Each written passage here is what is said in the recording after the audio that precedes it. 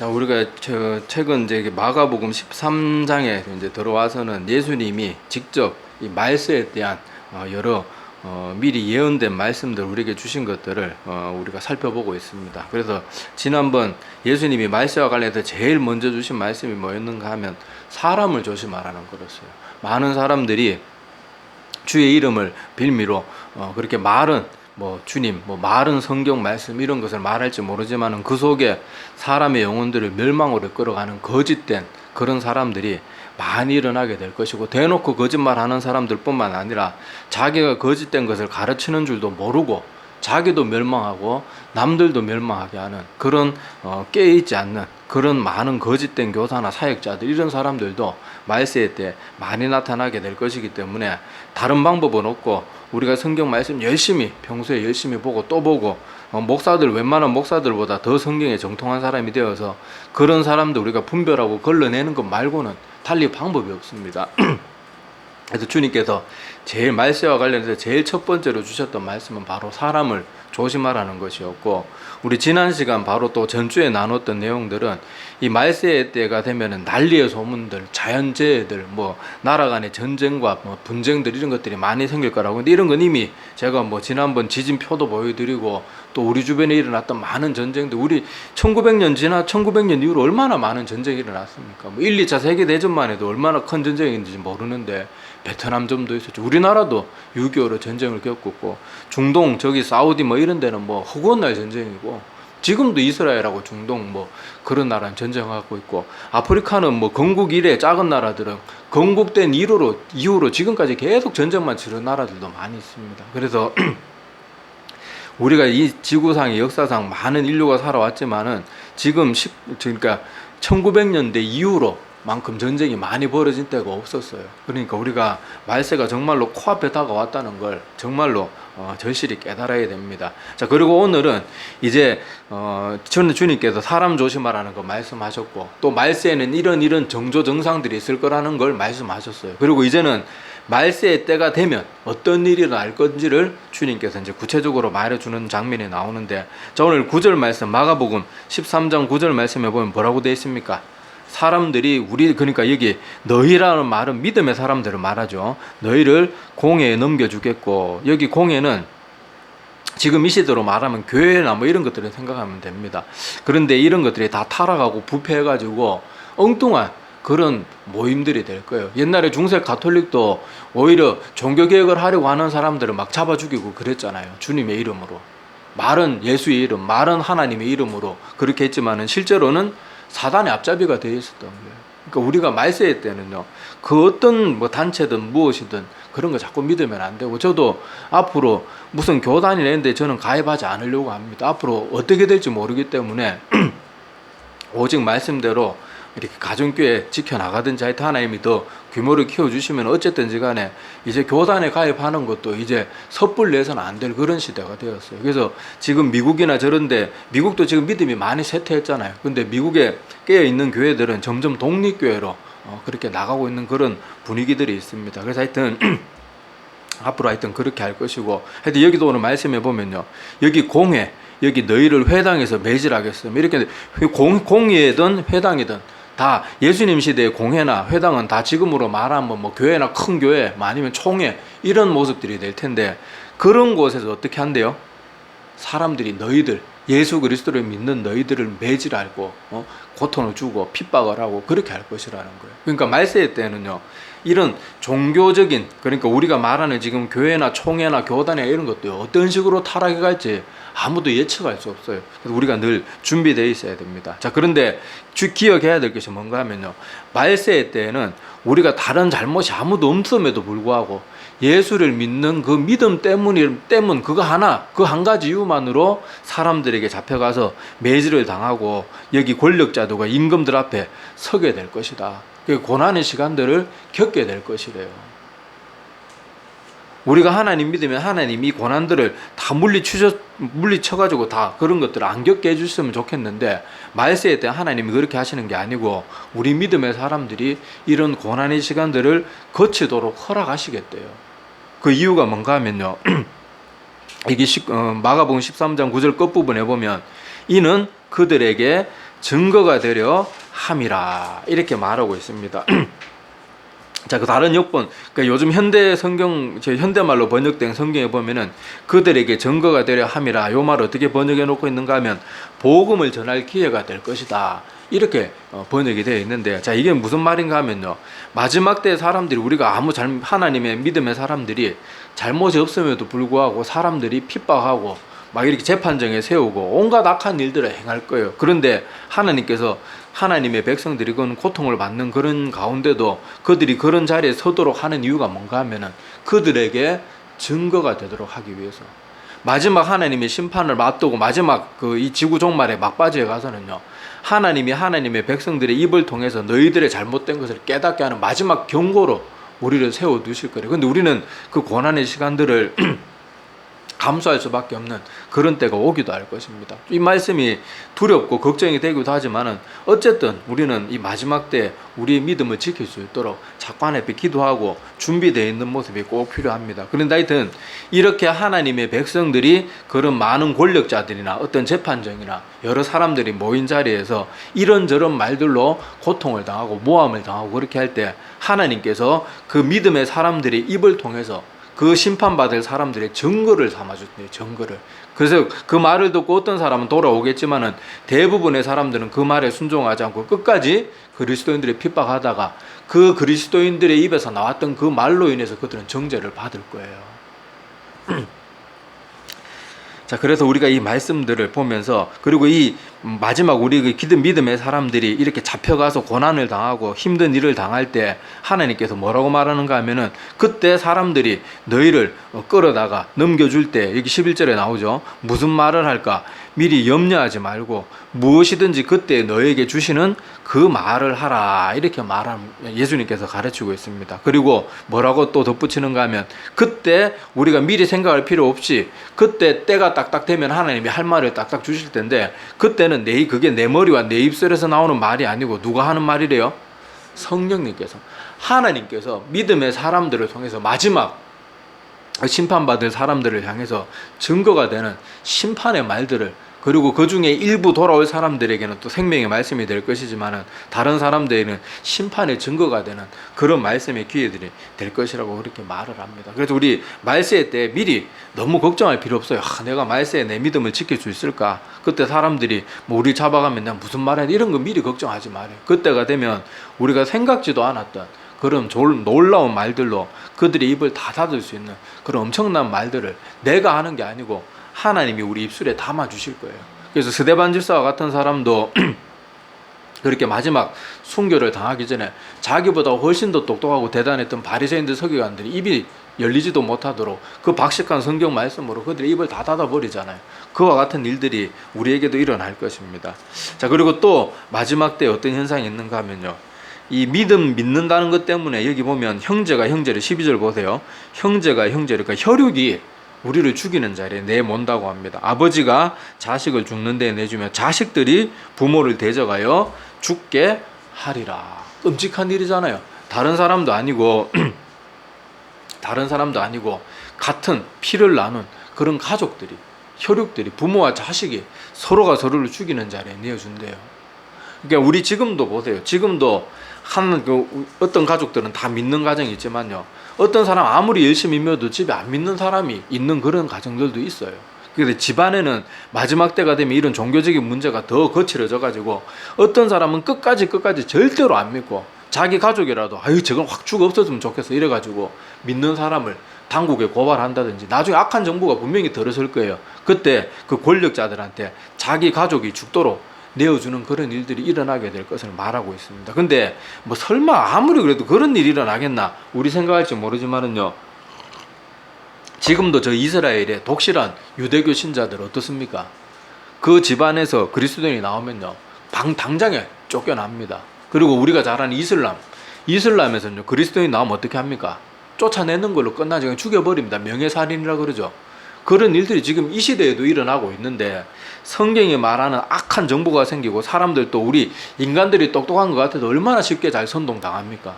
그렇게 선동당해가지고 막 이렇게 저렇게 사람들의 마음을 조정질하고 충동질하고 또 당근과 채찍으로 막 칭찬해줄 때 칭찬하고 막 공포를 심어줄 때 주고 막 그렇게 하면요, 서로가 서로를 잡아 죽이는 일에 막 열심을 낼 거예요.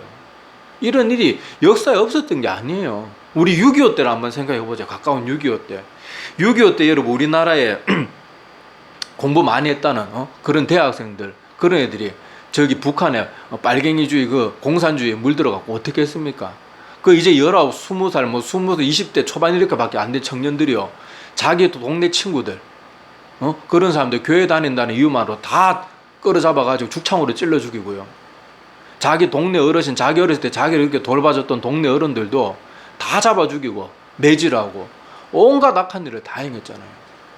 설마 그런 일이 일어나겠냐가 아니에요. 실제 우리 역사 속에, 우리 가까운 역사 속에서 불과 100년도 안 된 시간 전에 우리가 이런 일을 겪었어요. 근데 말세의 때가 되면요, 이런 일들이 훨씬 더 본격적으로, 훨씬 더 대대적으로 일어나고요. 그때는 온 지구 정부가 이걸 주도할 거예요. 주도해 나갈 거예요. 그러니까 그때가 되면, 말세의 때가 되면 그리스도인들은 피할 곳도 없고, 가족들이 나 자신이 예수 그리스도를 믿는 믿음을 포기하지 않으면요, 죽이는 자리로 내던져 버릴 거예요. 그런 일이 어떻게 일어났나 못 믿겠으면 6.25를 생각해 보라니까요. 그때 이제 그 10대 청소년들도요, 그 사람들, 어른들 죽이는 일에 지들이 막 앞장서 가지고 사람 죽이고 그랬잖아요. 학살하고. 또 어떤 마을에, 기독교인들이 많은 마을에 가서는요, 온 마을 전체를 기독교인의 이유로 다 몰살시키고 수장시키고 사람 꽁꽁 묶어가지고 돌 매달아가지고 바다에 다 던져서 죽여버리고, 애기까지 그렇게 했어요. 애기까지. 그걸요 10대 20대 새파란 청년들이 그런 일을 했다니까요. 공산주의에 물들어가지고 그거 부추기고, 와 너희들은 사상에 정말 이 지구의 유토피아를 만드는 너희들이야말로 혁명전사들이다, 이런 말 한마디 해주면요, 이게 똥인지 된장인지 구별도 못하고요, 사람 죽이는 일에도 눈 하나 깜짝하지 않고 하는 거예요. 오히려 자기가 굉장히 올바른 사람이라고 생각하는 거예요. 사람들이요 스스로 똑똑하다고 생각하지만요, 전혀 똑똑하지 않습니다. 얼마나 바보 같은지 몰라요. 그런 사람들을 잘 선동하는 놈들은요, 그런 사람들은 속으로는 비웃습니다. 아유 저 벌레만도 못한 것들. 지금도 여러분 자살 폭탄테라고 이런 사람들 보십시오. 그 선동할 때 뭐라고 말합니까? 그런 사람들 자살 폭탄테러 해가지고 많은 사람하고 함께 죽으면은 너희들은 영웅이다, 저 낙원에 가서 너희들은 최고의 자리에 올라가지고 영원토록 쾌락을 누리게 될 것이다, 그렇게 가르치잖아요. 그래놓고 정작 자기나 자기 자식이 자살 폭탄테러하는 거 봤습니까? 절대로 안 하죠. 만약에 자기 자식이 획가닥 해가지고 아버지 나도 자살 폭탄테러 하겠습니다 그러면요, 걔들이 자기 자식 가만두겠습니까? 감옥에 넣어서라도 절대 못하게 할 거예요. 근데 선동당하는 사람들은 그런 말에 가문 이슬에 선동당해가지고 그런 악한 일들을 아무 생각 없이 하는 거예요. 말세의 때가 되면 그런 사람들이 많이 일어나게 될 겁니다. 이게 불가능한 일이 절대로 아니에요. 지금 중국 한번 가만히 보세요. 중국이 중국이 지금 독재 정권이 시진핑이 언론을 장악해가지고 계속 자기 공산주의가 최고다, 중국이 최고다, 그리고 우리나라 한복 김치도 다 저들 거라 그러면서 우리나라가 중국의 김치와 한복이 원래 중국 거인데 우리나라가 훔쳐갔다 그렇게 말하니까, 불과 시진핑이 그 집권하기 전까지만 해도 중국 사람들도 한국 김치, 한복은 한국 거, 그리고 지들은 맨날 그거 있잖아요, 차이나 드레스 그거 있잖아요, 청나라들이 그걸 지들의 전통 복장으로 이렇게 말해놓고 딱 언론 플레이 몇 번만 하면요, 사람들 전체가 그렇게 다 그렇게 돌아가 버리는 거예요. 그리고 우리나라 보고 도둑국가래요, 도둑국가. 지금 중국의 젊은 청년들 인터넷 검색 조금만 하면 다 알 수 있는 사실들을요, 그런 거 검색해보지도 않고 자기 지도자가 말 몇 마디 하면 거기에 다 목숨 거는 거예요. 저는 제일 이해 안 되는 사람들이 조선족들이에요. 우리나라에 많은 제일 동포들이나 아니면 고려인들, 그런 사람들은요, 그 먼 나라에 가서 자기 언어를 잃어버리고 자기 문화를 다 잃어버리고 그 아무것도 남은 건 없음에도 불구하고 자기 핏줄이, 자기 혈통이 한국이라는 걸 알아요. 그리고 그거를 자랑스럽게 생각해요. 근데 조선족들은요, 공산주의 교육에 몇 마디만 그게 물들어가지고 자기 고향이 이 대한민국에 자기 친척들이 살고 있고 우리와 똑같은 음식을 먹고 똑같은 말을 하면서도 자기들은 자랑스러운 중국인이래요. 왜 그래요? 선동당한 거예요. 거짓된 것에.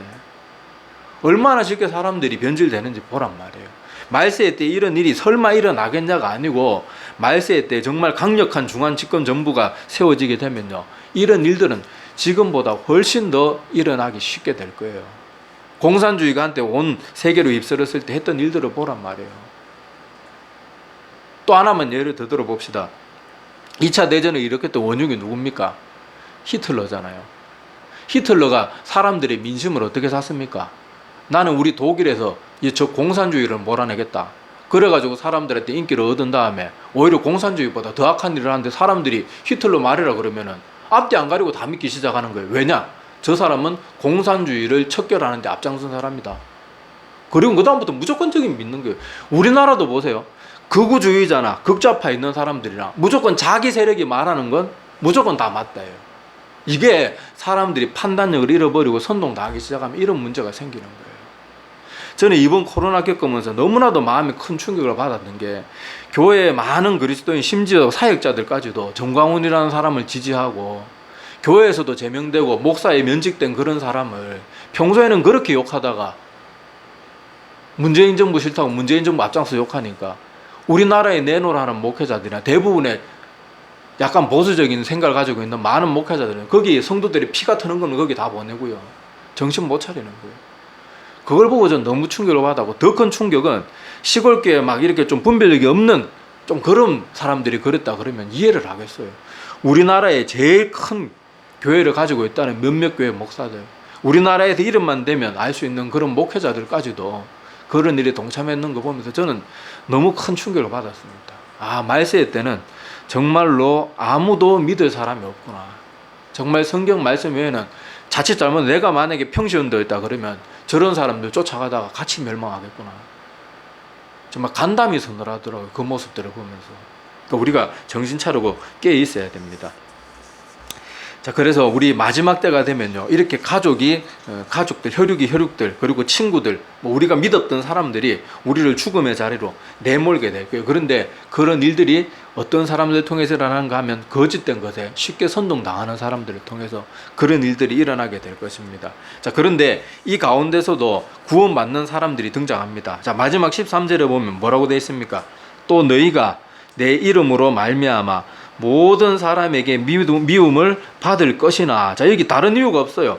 주님의 이름 때문에 모든 사람으로부터 미움을 받게 될 거라는 거예요. 지금도 우리나라 보세요. 코로나 사건 겪으면서 기독교가 얼마나 땅에 떨어졌습니까? 옛날에는 사람들이요, 교회가 어떤 건물주가 교회 들어온다 그러면 좋아했어요. 건물 깨끗하게 하고 청소 잘하고 사람들 친절하고, 그리고 주변에 상권이나 이런 사람도 맨날 신방 물품 사고 과일 사고 뭐 음료수 사고 그런다고 주변에 가게들도 잘 돼가지고요, 교회가 들어오면 좋아했어요. 근데 저도 요번에 개척하면서 이런저런 점포라도 하나 얻어보려고 김천 시내를 사사시 뒤지고 여기저기 알아봤지만은요, 이제 교회라 그러면요 사람들이 말투가 달라져요. 말투가 오랫동안 자기 점포가 비어 있었으니까, 아이고 뭐 월세 얼마에 물어보면 아이고 오시게요 막 그렇게 좋아했다가 뭐 하실 건데요? 교회 할 겁니다. 그러면 단번에 안색도 바뀌고, 그때 뭐 사람 은근히 무시하는 말투가 툭툭 튀어나옵니다. 이런 일들이 점점 더 이런 거짓된 자들이든 이단이든 그 어떤 문제들로 인해서든지 교회가 자꾸 사람들로부터 미움받을 일들이 점점 더 쌓여갈 거예요. 지금 우리나라도 얼마나 교회를 향한 인식이 안 좋아졌는지 모릅니다. 이런 일들이 쌓여가지고요, 나중에는 저것들은 다 잡아 죽여야 될 놈들이다. 이런 시대가 곧 올 거예요. 그리고 온 중앙정부가 그걸 밀어줄 거예요. 자, 그런데 그럼에도 불구하고, 자, 미움을 받을 것이나 어떤 자는 구원을 받는다고 나옵니까? 끝까지 견디는 자는 구원을 받으리라. 아무리 힘들고 아무리 핍박이 있어도요, 하나님께서 믿음을 지키는 자들에게는 구원의 약속을 반드시 성취하도록 이끌어 주십니다. 우리가 이것을 기억해야 돼요. 자, 그런데 여기서 우리가 눈여겨봐야 될 것은요, 믿음이 있었던 자가 아니고요, 믿음이 좋았던 자도 아니고요, 어떤 사람이에요? 끝까지 믿음을 견디고 지키는 자들이 구원을 받게 될 거라고 말합니다. 성경을 보면요, 안타깝게도 믿음이 처음에 막 대단한 믿음으로 시작했다가 안타깝게도 그 믿음에 파산한 사람들의 내용이 종종 기록이 되어 있어요. 디모데후서 1장 15절에 보면 이런 말씀이 기록되어 있습니다. 아시아에 있는 모든 사람이 나를 버린 일을 내가 안하니 그 중에 부겔로와 허모게네가 있느니라. 자, 이 사람들은 어떤 사람이었단 말이에요? 사도 바울과 동역했던 사람들인데 이제 어땠다고 말합니까? 사도 바울을 버리고 그냥 그 사람들 자기들 갈 길 간 거예요. 또 제가 자주 인용했던 디모데후서 4장 10절에 보면 데마는 이 세상을 사랑하여 데살로니가로 떠났고, 그런 말이 기록되어 있는 것처럼요, 그때 당시 사도 바울과 동역을 했던 사람들이라 그러면 예수 그리스도를 믿는 복음을 위해서 목숨까지 내어놓을 각오가 되어 있었던 사람이고 실제로 그런 일을 했던 사람들이에요. 그런데도 그런 사람들 중에 믿음의 생활에서 떨어져 나가는 사람들이 분명히 많이 있다는 겁니다. 우리가 이걸 꼭 기억해야 돼요. 자, 우리도 지금 우리가 평화로운 대한민국에 살고 교회에 나오면 오히려 주변 사람들로 칭찬받고 이러는 상황이 아니고, 내가 지금 만약에 북한이라 그러면, 북한에 살고 있다 그러면 내가 지금 수요일 날 교회 나와서 예배 자리 과연 내가 지키고 있을까요? 우리가 한번 극단적인 생각을 한 번씩 해봐야 돼요.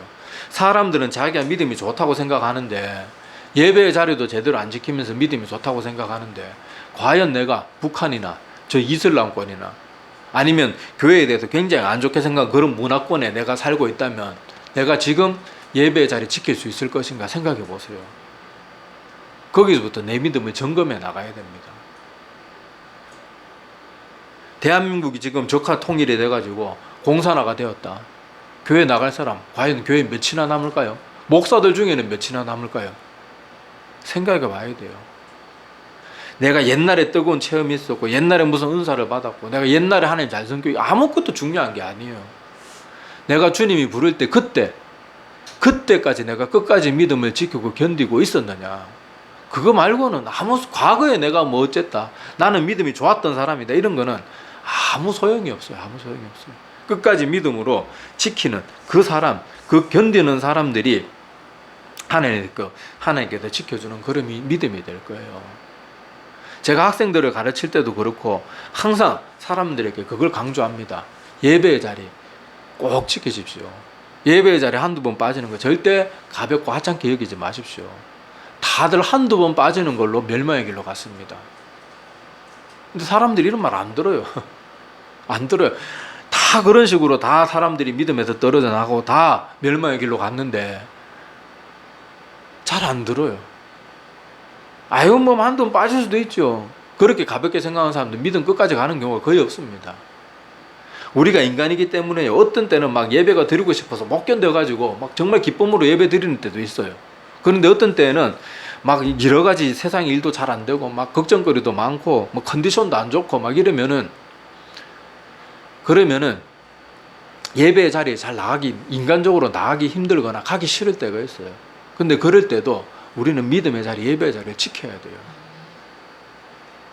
한두 번 가볍게 생각하는 그 일들 때문에 내 믿음이 영영 떨어져 나갑니다. 한 번 빠진 사람은요, 두 번 빠지기 쉽고요.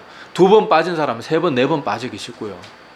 그런 식으로 우리가 자꾸 안일하게 나태하게 신앙생활 하다가 보면요, 어느 순간 순식간에 내 믿음이 다 무너져 버립니다. 댐이나 어떤 뚝이 무너질 때도요, 처음부터 팍 무너지는 거 아니에요.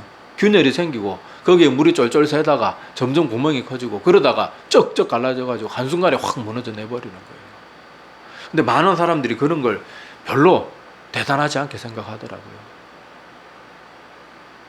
그러니까 우리가 조심을 하고 깨어 있어야 됩니다. 우리가 오늘 이 말씀들, 말세에 이런 일들이 있을 거라는 이런 얘기들 들어보면 사실 좀 무섭고 걱정이 되는 그런 내용들이 많습니다. 그런데 우리가 이런 것을 하나님께서 미리 가르쳐 주신 것은 우리가 평안한 때에 믿음을 잘 준비했을 때 이런 말씀들을 듣고 깨어있고 준비하라고 이런 말씀을 주신 것이거든요. 그래서 우리가 기도해야 돼요. 우리는 정말 이제 언제 어느 때 예수님이 이 땅에 내려와도 이상하지 않을 그런 말세의 때를 살고 있어요. 세상이 지금 얼마나 타락하고 악합니까? 부모란 사람들이 게임하는데 자기 애기가 시끄럽게 운다고 창문 밖으로 아파트에 던져버리고 이게 지금 우리가 살고 있는 세상이란 말이에요.